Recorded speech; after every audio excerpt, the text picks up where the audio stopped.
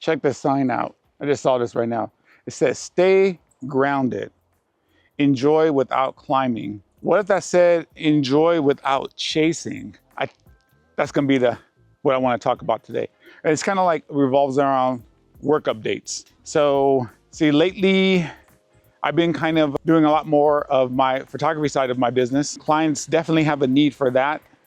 Graphic design, I finished some branding projects, but not as many as I did before. It definitely has kind of slowed down a lot. I saw that there was a push for people to really put their brands and themselves out into the marketplace.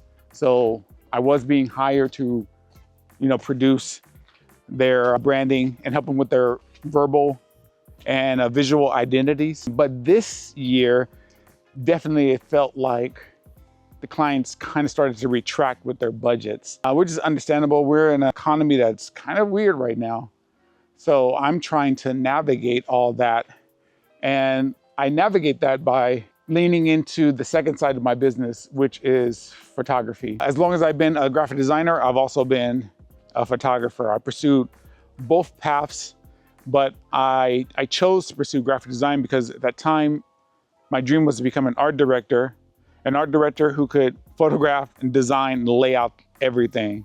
So I have those skills, which I've been putting into place for myself, especially since I've been running my own kind of graphic design business for the last 13 years or so. So when things get tight, I find that clients always need imagery. With social media just being rampant, having fresh imagery does kind of take up some of the time, like the quiet times when there's not a lot of design projects.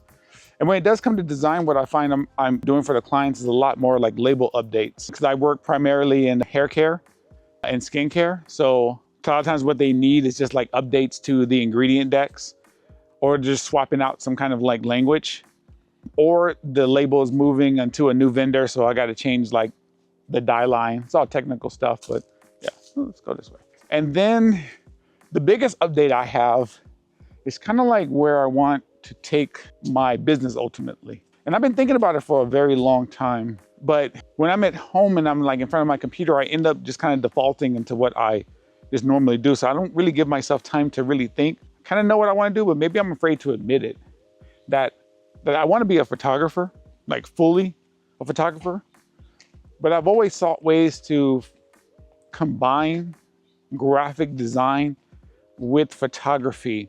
And you might think oh wait, that's already what branding does, right? That's already what you do for big clients. But big clients have big budgets, and sometimes they want to work with bigger agencies and such too. So if you do end up getting those jobs, that's great. But right now, those are kind of coming in fewer and fewer. So what I want to do is I want to aim my business a lot more at the general market. And I mean, it's when I graduated, I was trying to work for the big names, the big design firms and such, and moved to New York and lived this kind of life. And, I had the drive and the attitude before to really hey, I'm not in New York, I'm not in Tokyo, but I am here in LA and this is what I produce.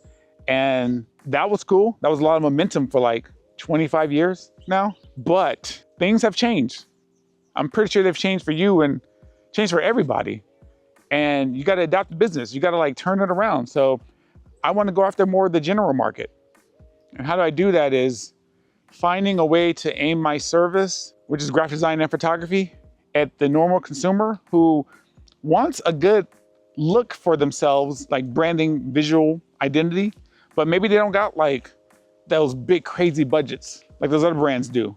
But I want to find a way to make it affordable, but also make it kind of profitable for myself too. So I'm thinking about really leaning into the photography side of my business, and then offering packages that if they want to go beyond just the photograph, I actually do help them to figure out their visual identities. And that could be colors, that can be fonts, that can be the 5 adjectives that just describe them overall, which I call pillars. And maybe some other things that they can get in a smaller package, which will help them to post online, right? A lot of times, not everyone needs a logo. I made a video about that before, but a logo, like especially these abstract logos, it takes a lot of effort and time and money to have your associations with these abstract logos. But what if there was a way to just take your name and give it like a dope treatment, a dope font? And maybe I helped you realize that you already gravitate to certain colors. You already gravitate to certain fonts. I'm just bringing it all together for you because I have the insights to pinpoint those.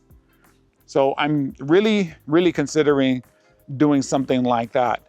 And I think it could work because I got to plan out the next 20 something years of my career. And with the advances in AI and such, I am forced to really consider these options and not be stubborn. So that is what I want to do. Anyways, this video is getting a little bit long, so I'm gonna close this one here, but let me know if you've had to pivot. Maybe you've been doing something for like 10, 20 years and now you find yourself thinking, is this going to last? I think we're all in the same boat. Anyways, thoughts are appreciated. Hit me up in the comments. I'll catch you next time.